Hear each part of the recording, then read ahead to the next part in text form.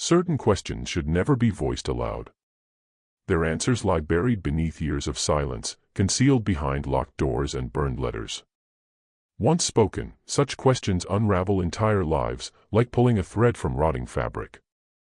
In the spring of 1847, an enslaved young woman named Dinah asked a question of this kind. She asked it only once, her voice scarcely above a whisper, as she stood in the doorway of the plantation house kitchen. The man she asked, the overseer, a brutal figure named Horace Vance, was discovered 3 days later. He swung from the oak tree behind the stables, his own belt around his neck, his face frozen in an expression later described by witnesses as knowing. But Dinah's question did not die with Vance.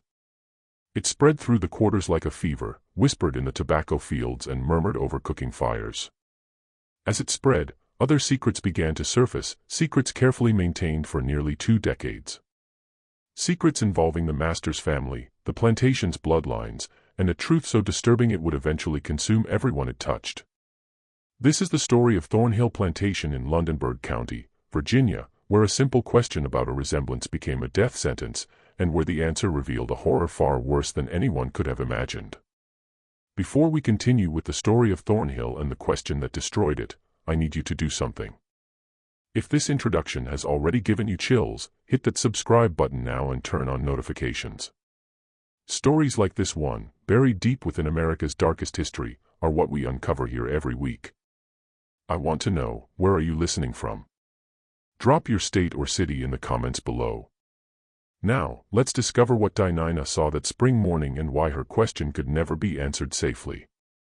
Thornhill Plantation sprawled across nearly 800 acres of Virginia's rolling Piedmont. Its main house was a 3-story Georgian structure with white columns that gleamed in the afternoon sun. The estate sat on land that had once been hunting grounds for the Saponi people before colonial expansion pushed them westward. By 1798, when Colonel James Fairchild purchased the property with money from the tobacco trade, no trace of the original inhabitants remained, save for the occasional arrowhead turned up by a plow. The plantation had belonged to the Fairchilds for nearly 50 years by the time our story begins. Colonel James built the main house in 1802, importing craftsmen from Richmond to create a structure that announced the family's status to all who passed. The house featured a grand entrance hall with a curving staircase, parlors on either side with marble fireplaces, a formal dining room that could seat 20, and upstairs, 6 bedrooms with tall windows overlooking the tobacco fields stretching toward the river. Behind the main house stood the dependencies, the separate kitchen house, built to reduce fire risk, the smokehouse for curing meat, the dairy with its cool stone floor, the laundry where enslaved women spent their days over steaming tubs, the carriage house and stables, the overseer's cottage. And beyond these, arranged in 2 rows, stood the slave quarters, rough wooden cabins with dirt floors and stone chimneys, each housing 4 to 8 people. Colonel James Fairchild died in 1825, leaving the plantation to his son, Edward's father, also named James. This second James Fairchild ran Thornhill for 7 years before dying suddenly in 1832 of what the doctor called apoplexy, a stroke that took him in the middle of the night, leaving him cold in his bed by morning. He was 41. Edward Fairchild, then just 28, inherited everything: the land, the house, the debts, and the 47 human beings listed in the estate inventory between the livestock and the furniture. He had been married for 3 years to Catherine Whitfield, daughter of a Richmond merchant, and they had one infant daughter who would die of scarlet fever before her 2nd birthday. By 1847, Edward was 43 and looked older. His once dark brown hair had gone mostly gray. His face bore the weathered quality of a man who spent his days outdoors inspecting fields and checking accounts. He was not tall, perhaps 5'9", but carried himself with the rigid posture of someone conscious of his authority. His eyes were pale gray, almost colorless in certain lights, and they rarely showed emotion. Catherine had died in 1838, giving birth to their only surviving child, a boy named Thomas. The birth had been difficult, lasting nearly 2 days, and Catherine had bled too much afterward. The doctor from town did what he could, but infection set in. She lasted a week, feverish and delirious, calling for her mother and crying about things that made no sense. Edward sat with her every night, holding her hand, saying nothing. When she finally died, he buried her in the family cemetery on the hill behind the house, beneath a marble stone carved with angels. Thomas was now 9, a thin boy with his father's pale eyes and his mother's delicate features. He was educated by a tutor from Richmond, a stern Presbyterian named Mr. Gaines who believed in Latin, mathematics, and the rod. The boy showed aptitude for learning but little enthusiasm. He spent his free hours reading in the library or wandering the grounds, always alone, always quiet. The plantation's enslaved population numbered 47 souls. That spring of 1847, the number fluctuated with births, deaths, sales, and purchases, but it had remained near 50 for 15 years. Most worked the tobacco fields stretching from the main house to the river. Their days were measured by the sun's arc and the overseer's watch. Tobacco was demanding, requiring constant attention from planting in April through harvest in September. Even in winter there was work, stripping leaves, preparing beds, repairing equipment. Others worked in the house, the stables, the smithy, the kitchen. A hierarchy existed among the enslaved, as it always did. House servants looked down on field workers. Skilled craftsmen held higher status than common laborers. Those born on the plantation felt superior to those purchased elsewhere. But these distinctions meant little in the end. They were all property, all subject to the same absolute power, all vulnerable to the same casual cruelties. Dinah was 19 that April, born on the plantation to a woman named Ruth, who had died of fever when Dinah was 12. Ruth had worked in the main house as a chambermaid, cleaning bedrooms, changing linens, emptying chamber pots, and attending to the family's personal needs. She had been a quiet woman, Dinah remembered, with sad eyes and gentle hands. She had taught Dinah to read secretly, dangerously, using a Bible she'd somehow acquired, and told her daughter stories about her own mother, brought from Africa as a child, who remembered the ocean crossing in nightmares that lasted her whole life. Ruth died in the summer of 1840 during a fever outbreak that killed 6 on the plantation. Dinah, then 12, nursed her mother through the final days, wiping her burning forehead with cool cloths, giving her sips of water, listening to her delirious ramblings. In those final hours, Ruth said things that made no sense to the child, apologies, warnings, names that meant nothing. She gripped Dinah's hand with surprising strength and whispered, "Don't let them make you like me. Don't let them take what they took from me." Dinah hadn't understood then. She understood now. After Ruth's death, Dinah was moved to the kitchen to work under Bess, an older woman who had cooked for the Fairchilds for 30 years. Bess was perhaps 60. Enslaved people rarely knew their precise ages, with gray hair kept wrapped in a cloth and hands scarred from decades of burns and cuts. She was the closest thing to a mother Dinah had after Ruth died, teaching her to cook, manage the kitchen's routines, and navigate the dangerous waters of serving white people who could punish any perceived slight. Dinah was quick with her hands, quiet in her manner, and possessed unusually keen powers of observation, a trait that would prove both gift and curse. She noticed things, the way Edward Fairchild's jaw tightened when angry, the way Mr. Gaines's eyes lingered on the younger enslaved women, the way Horace Vance seemed to take pleasure in others' fear. She noticed patterns, connections, resemblances. She had a brother named Samuel, 2 years younger, who worked in the stables. Samuel had been born in the summer of 1830, and from early childhood was marked by his unusual appearance. While most of the enslaved at Thornhill bore the deep brown skin common to their West African ancestry, Samuel's complexion was noticeably lighter, what was sometimes called bright in the parlance of the time, or more cruelly, yellow. His features, too, were different, a narrow nose, thin lips, and those same pale gray eyes that marked the Fairchild bloodline. Such things were not uncommon on plantations throughout the South. Everyone knew what they meant, though no one spoke of it directly. Mixed-race children were visible reminders of the violence and exploitation underpinning the entire system, and their presence was managed through silence and deliberate ignorance. Masters didn't acknowledge their enslaved children. White wives pretended not to notice. The enslaved themselves learned to keep silent because speaking the truth could get you sold away or worse. But Samuel's resemblance to the Fairchilds was more than a matter of coloring.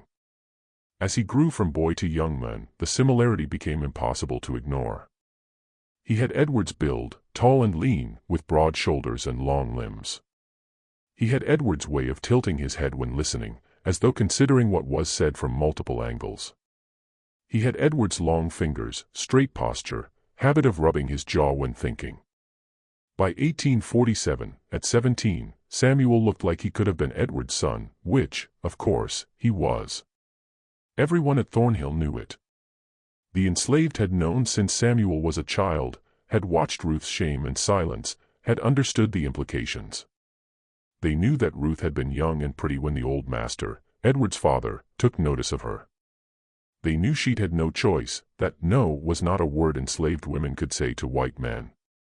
They knew Samuel was the result, and that Ruth had carried the burden until it killed her.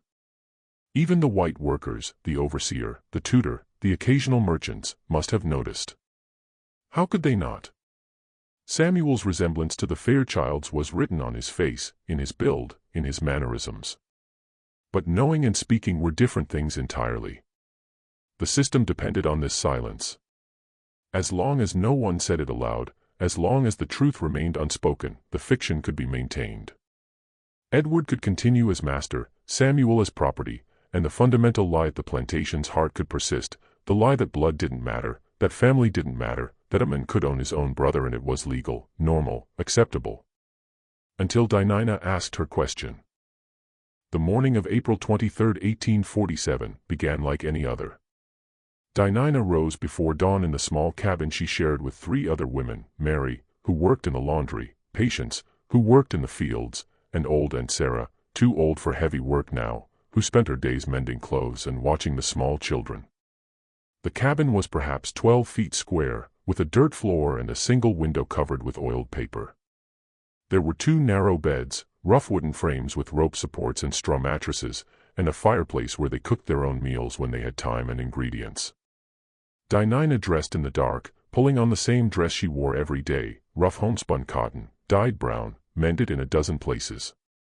She wrapped her hair in a cloth, slipped her feet into worn shoes, and made her way through the pre-dawn darkness to the kitchen house.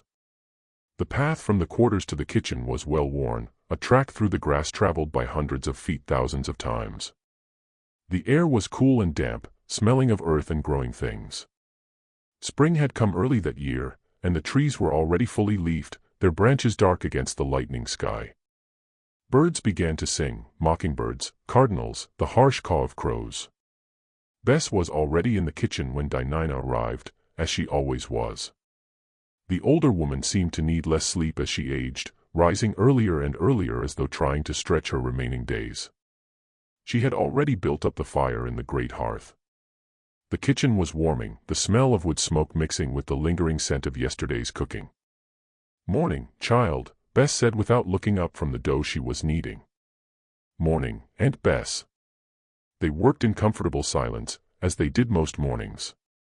Bess kneaded bread while Dinah fetched water from the well, filled the large kettle and hung it over the fire to heat, brought in eggs from the henhouse, sliced ham from the joint hanging in the smokehouse. The kitchen was a separate building, perhaps 20 feet from the main house, connected by a covered walkway. It was built of brick with a slate roof designed to contain any fire.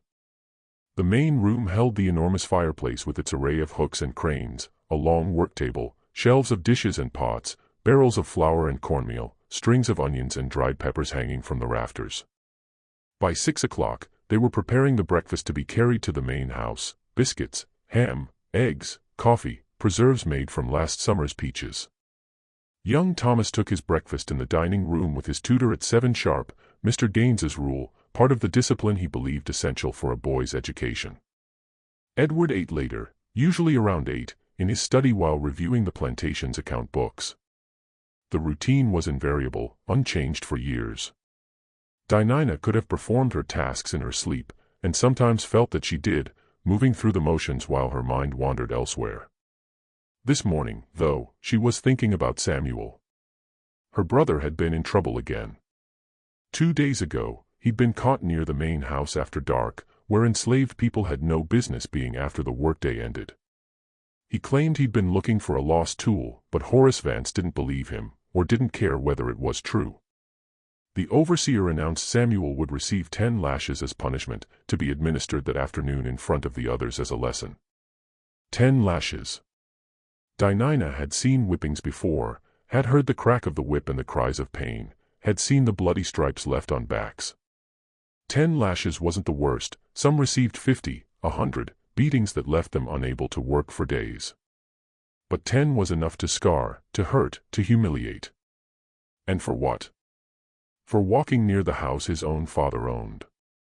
For existing in a space where his presence reminded everyone of the truth they all pretended not to know. Around 8 o'clock, Dinah was carrying a tray of fresh biscuits from the kitchen to the main house when she encountered Horace Vance on the path. The overseer was a thick-bodied man of perhaps 50, with a red face perpetually flushed from drink and sun, and small eyes that seemed always to be calculating. He wore rough work clothes, canvas trousers, a homespun shirt, heavy boots, and carried a short whip coiled at his belt, not the long whip used in the fields for driving workers, but a personal implement he used for what he called correction. Vance had been overseer at Thornhill for 8 years, hired by Edward after the previous overseer died of a heart attack. He was efficient, brutal, and utterly without sentiment. He saw the enslaved as livestock to be managed, and he managed them with fear. He had a reputation throughout the county as a hard man, someone who could handle difficult slaves, and Edward paid him well for his services. Vance stopped Dinah on the path, his bulk blocking her way. He looked at the tray she carried, then at her face, his small eyes moving over her in a way that made her skin crawl. "Morning, Dinah," he said, his voice carrying a false friendliness somehow worse than open hostility. "Morning, Mr. Vance." She kept her eyes down, as was expected. He reached out and took a biscuit from the tray without asking, bit into it, chewed slowly, crumbs catching in his beard. He stood close enough that she could smell him, sweat, tobacco, something sour. "Your brother's getting his lashes this afternoon," Vance said conversationally. 3 o'clock by the tobacco sheds. "You'll be there to watch, I expect." It wasn't a question. When punishment was administered, everyone was expected to watch. It was part of the lesson. "Yes, sir," Dinah said quietly. "Good." Vance took another bite of biscuit. Boy needs to learn his place. Getting too big for his britches. Thinking he can wander where he pleases. Can't have that. Got to maintain order. You understand? "Yes, sir." Your mama understood that. Ruth knew her place. Knew how things worked. You'd do well to be like her. He smiled, showing yellowed teeth. "Pretty girl like you, smart girl. You could do well here if you keep your head down and your mouth shut." The implication was clear, and it made Dinah's stomach turn. She said nothing, just stood there holding the tray, waiting for him to move. Finally, Vance stepped aside. "Better get those biscuits to the house before they get cold. Master Edward don't like cold biscuits." Dinah hurried past him, her heart pounding.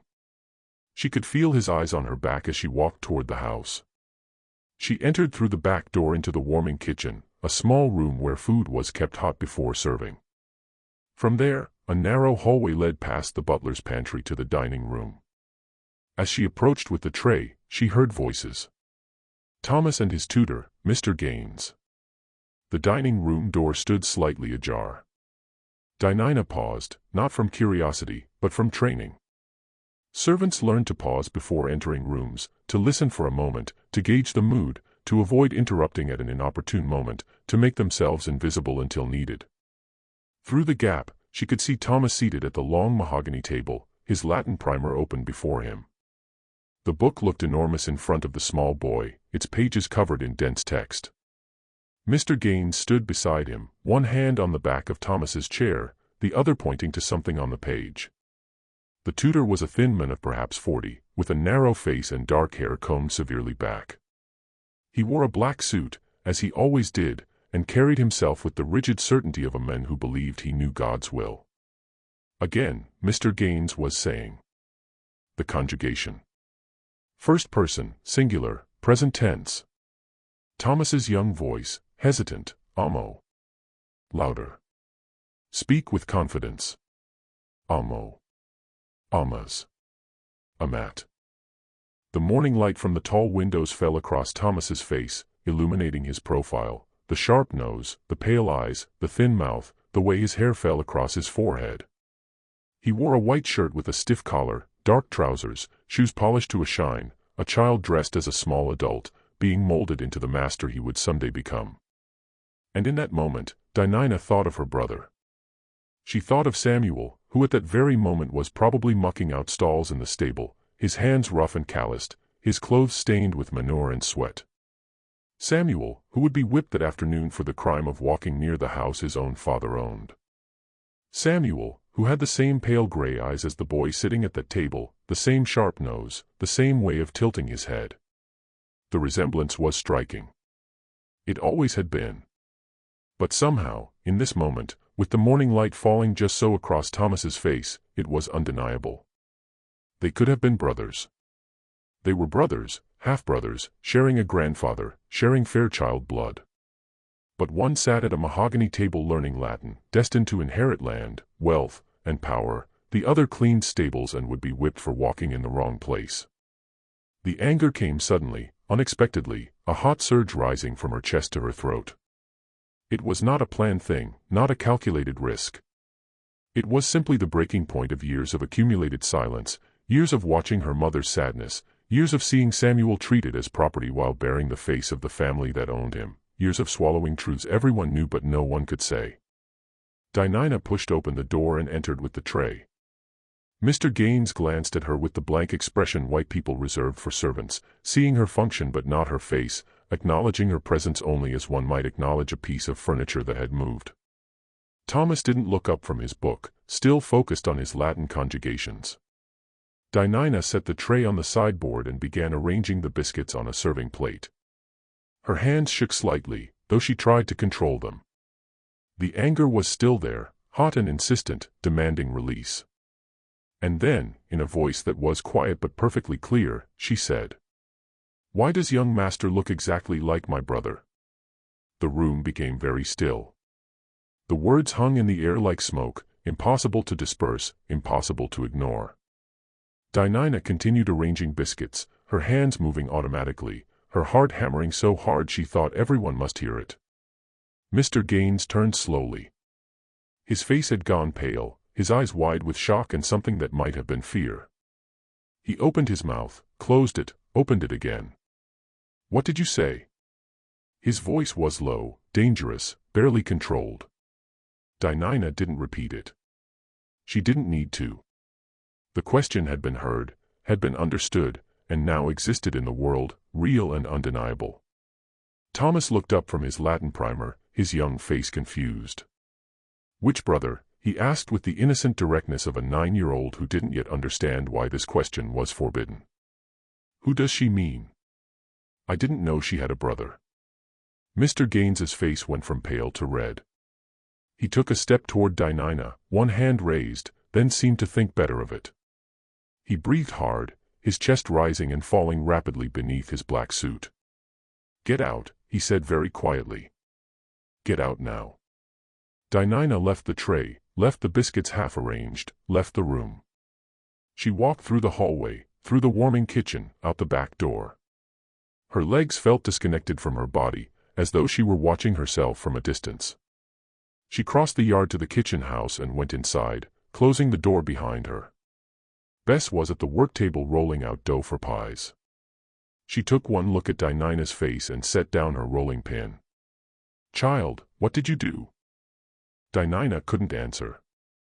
She sat down on the kitchen's back step, in the doorway, and waited for the consequences to arrive. Her hands still shook. She clasped them together in her lap and stared at them, at the brown skin and calloused palms, at hands that looked like her mother's hands. What had she done? She had spoken the truth. That was all. She had asked a simple question, pointed out a simple fact: why does young master look exactly like my brother? But she knew, even as she sat there, that there was nothing simple about it. She had violated the fundamental rule. She had named the thing that must never be named. She had torn away the veil of silence that allowed the system to function. And now she would pay for it. Bess came and sat beside her on the step. The older woman didn't say anything, just sat there, her presence a comfort. They waited together in silence, listening to the sounds of the plantation waking up, voices calling, tools clanging, the distant lowing of cattle. After perhaps 20 minutes, they heard footsteps approaching, heavy boots on the path. Dinah knew who it was before she looked up. Horace Vance appeared at the kitchen door, his face redder than usual, his small eyes bright with something that might have been anger or excitement. He breathed hard, as though he'd been running. "You," he said, pointing at Dinah. "Come with me. Now." Bess stood up quickly. "Mr. Vance, sir, she didn't mean nothing. She's just a foolish girl who don't know when to keep quiet. I said, come with me." Vance's hand moved to the whip at his belt, his fingers caressing the coiled leather. Dinah stood. Her legs were steadier now, her mind clearer. Whatever was going to happen would happen. There was no point resisting, no point running. She had nowhere to run to. She followed Vance out of the kitchen, leaving Bess standing in the doorway, her face stricken. They walked not toward the whipping post near the tobacco sheds, as Dinah expected, but toward the main house. Vance led her around to the front entrance, something enslaved people never used, and up the steps to the wide porch with its white columns. The front door was massive, made of dark wood with brass fittings. Vance opened it without knocking and pushed Dinah inside. The entrance hall was dim and cool after the bright morning sun. Dinah had been in this space before, of course, but always as a servant, always invisible, always moving quickly through on her way to perform some task. Now, being marched through by the overseer, she felt exposed, wrong, like a piece of furniture moved to an inappropriate place. The hall was grand, a black and white checkered marble floor, a curving staircase with an ornate banister, a crystal chandelier hanging from the high ceiling, portraits of Fairchild ancestors on the walls. To the left was the parlor, to the right the library, and straight ahead, past the staircase, was the door to Edward Fairchild's study. Vance brought her to that door and knocked sharply. "Enter." The study was a large room lined with books, dominated by a massive desk of dark wood. Edward sat behind it, his hands folded on the leather surface, his expression unreadable. Mr. Gaines stood to one side, his face still pale, his hands clasped in front of him. The room smelled of leather, tobacco, and old paper. Vance pushed Dinah forward into the center of the room, positioning her in front of the desk like a prisoner before a judge. "This is the one, sir," Vance said. "The one who spoke out of turn this morning." Edward looked at Dinah for a long moment. His pale gray eyes, Samuel's eyes, showed nothing. His face was calm, almost expressionless, but something in the set of his jaw, the tension in his shoulders, suggested controlled fury. "Repeat what you said," Edward commanded. His voice was level, quiet, but carried absolute authority. Dinah's mouth was dry. She tried to speak and couldn't. Her tongue felt thick, useless. "I said, repeat it." Edward's voice remained level, but something cold moved beneath it, like ice beneath still water. "I asked," Dinah's voice came out a whisper. She swallowed and tried again. "I asked why young master looks like my brother." The silence that followed was absolute. Even Vance seemed to hold his breath. The clock on the mantel ticked loudly, marking seconds that felt like hours. Then Edward said very quietly, "Which brother?" "Samuel, sir." "Samuel, who works in the stables." Edward's expression didn't change, but something flickered in his eyes, recognition, perhaps, or resignation. He looked at Mr. Gaines. "You heard this?" "I did, sir." "In front of young Master Thomas?" The boy asked questions. He wanted to know who she meant. Said he didn't know she had a brother. Edward nodded slowly. He was still looking at Dinah, his gaze steady and cold. "And what did you hope to accomplish with this question? What did you think would happen?" Dinah didn't answer. She didn't know how to answer. She hadn't thought about consequences, hadn't planned anything. She had simply spoken. "Do you understand what you've done?" Edward continued. "Do you understand that you've disrupted the order of this household? That you've planted ideas in my son's mind that he's too young to comprehend? That you violated every rule of proper conduct. Still, Dinah said nothing. What could she say? That the question had burned in her mind for years. That she was tired of the lie. That she wanted someone, anyone, to acknowledge the truth. Edward stood up from his desk, walked around it, and approached her. He was not tall, but standing this close, he seemed to tower over her. She could see the lines around his eyes, the gray in his hair, the tightness of his mouth. Your mother knew her place, he said quietly. Ruth understood how things worked. She never caused trouble, never spoke out of turn. She accepted her lot and lived her life accordingly. He paused. You would do well to follow her example. The mention of her mother sparked something in Dinah. My mother died sad and silent, she said, her voice stronger now. She carried secrets that ate her from the inside. Is that what you want? More silence? More secrets? Edward's hand moved so fast she didn't see it coming. The slap caught her across the face, snapping her head to the side, making her ears ring. She tasted blood where her teeth cut the inside of her cheek. You will not speak to me in that tone, Edward said, his voice still quiet, still controlled. You will not question me. You are property. You exist at my sufferance. Do you understand? Dinah said nothing, just stood there with her hand pressed to her burning cheek. Edward turned to Vance. Take her to the root cellar. Lock her in. I'll decide her punishment later. As Vance grabbed Dinah's arm and pulled her toward the door, Edward added, and bring Samuel to me. Now. The root cellar was accessed through a heavy wooden door set at an angle against the ground behind the kitchen house. Vance pulled it open, revealing stone steps leading down into darkness. He shoved Dinah toward the opening. Down you go. Dinah descended the steps carefully, her eyes adjusting slowly to the dimness. The cellar was perhaps 10 feet square, with a low ceiling supported by wooden beams.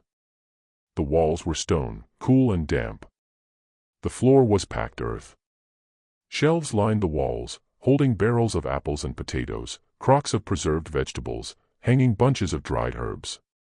The air smelled of earth, vegetables, something faintly rotten. Vance followed her down, holding a lantern.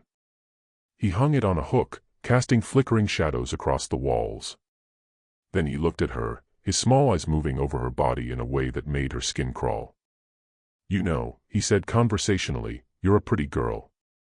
Smart, too. It's a shame you don't know when to keep your mouth shut. He took a step closer. Things could go easier for you if you were friendlier. Dinah backed away until she hit the stone wall. Mr. Vance, hush now. He reached out and touched her face, his fingers rough against her skin. No need to be scared. I'm just saying, you be nice to me, I'll be nice to you. I could talk to Master Edward. Tell him you're sorry. Tell him it won't happen again. I got influence here. Dinah turned her face away from his touch. Please don't. Vance's expression hardened. You think you're too good for me? Is that it? You think because you can read and work in the house that you're better than the others? His hand moved to her throat, not squeezing, but resting there, a threat. You're nothing. You're property. And you just made the biggest mistake of your life. He held her there a moment longer, his hand on her throat, his face close to hers. Then he stepped back, picked up the lantern, and headed for the steps. You think about what I said, he called back. Think about whether you want a friend or an enemy. He climbed the steps and slammed the door shut. Dinah heard the heavy bolt slide into place, locking her in. The darkness was absolute. The cellar had no windows, no source of light except what came through cracks around the door, and that was minimal. Dinah stood still a moment, letting her eyes adjust, but there was nothing to adjust to. The darkness was complete. She felt her way along the wall until she found a corner, then sat down on the dirt floor, her back against the cold stone. She pulled her knees up to her chest, wrapped her arms around them, made herself small. And she waited. Time passed strangely in the darkness. Without light, without sound except the faint creaking of floorboards above, Dinah lost track of how long she'd been there. It might have been an hour, might have been 3. Her eyes played tricks, showing shapes and shadows that weren't there. Her mind wandered, drifting between memory and imagination. She thought about her mother, about Ruth's final days. The fever had come on suddenly, as it often did. One day, Ruth had been fine, working in the house as usual. The next, she was burning up, delirious, unable to stand. Dinah had been 12, old enough to help nurse her, but too young to understand her mother was dying. Ruth had said strange things in those final days. She talked about the ocean, though she'd never seen it, that was her own mother's memory, passed down. She talked about a man with pale eyes who had taken something from her she could never get back. She apologized over and over, though Dinah didn't know what for. And she warned Dinah, "Don't let them make you like me. Don't let them take what they took from me." Dinah understood now what her mother meant. Ruth had been violated, used, forced to bear a child to a man who owned her. And she had lived with that shame and silence for 17 years, watching her son grow up bearing his father's face, knowing everyone knew but no one could say. It had eaten her from the inside, had killed her as surely as the fever had. And now Dinah had broken that silence. She had said aloud what everyone knew. She had asked the question that should never be asked. What would happen to Samuel? Edward had ordered him brought to the study. What would the master do to his own son, his own brother's son, now that the truth had been spoken aloud? Dinah's thoughts were interrupted by a sound from above, footsteps, rapid and heavy, voices raised in alarm. More footsteps running, shouts. Something was happening. She stood up, felt her way to the steps, climbed them, and pressed her ear against the door. The sounds were muffled but clear enough, people running, people shouting, a woman screaming. Then, cutting through all the other sounds, a scream unlike any Dinah had ever heard, a man's voice, wrought with terror and pain, screaming words she couldn't quite make out. The screaming went on and on, rising and falling, sometimes forming words, "No, no, please, God, no," and sometimes just pure sound, the sound of someone in unimaginable agony. Then it stopped abruptly, cut off mid-cry. The silence that followed was worse than the screaming had been. Dinah pressed her forehead against the door, her heart racing. What had happened? Who had been screaming? Was it Samuel? Had Edward done something terrible to him? She pounded on the door. "Hello? Someone? What's happening? Please." No one answered. The sounds above had changed. No more running, no more shouting, just low voices, urgent and frightened, and the sound of something heavy being dragged. Dinah pounded again, harder. "Please, let me out. What's happening?" Still no answer. She gave up and returned to her corner, sat down, wrapped her arms around herself. She shook, though whether from cold or fear, she couldn't tell. Hours passed. The sounds above gradually returned to normal, footsteps, voices, the routine sounds of the plantation day continuing. But no one came to the cellar. No one brought food or water. No one checked on her. The darkness pressed in. Dinah dozed fitfully, woke, dozed again. She was thirsty, hungry, terrified. She thought of Samuel, wondered if the screaming had been him, wondered what Edward had done. She thought of her mother, wondered if Ruth was watching from wherever the dead go, wondered if she approved or disapproved of Dinah's question. She thought about truth and silence, about the cost of speaking and the cost of staying quiet. She had broken the silence, and now everything was falling apart. But hadn't it been falling apart all along? Hadn't the lie been eating away at everything, rotting the foundation, poisoning everyone it touched? More time passed. Dinah lost track of whether it was day or night. In the absolute darkness of the cellar, time became meaningless. Finally, it might have been 6 hours later, might have been 12, she heard the bolt slide back. The door opened, and light flooded in, painfully bright after so long in darkness. Dinah shielded her eyes, squinting against the glare. A figure stood silhouetted in the doorway. As Dinah's eyes adjusted, she saw it was Bess, holding a candle.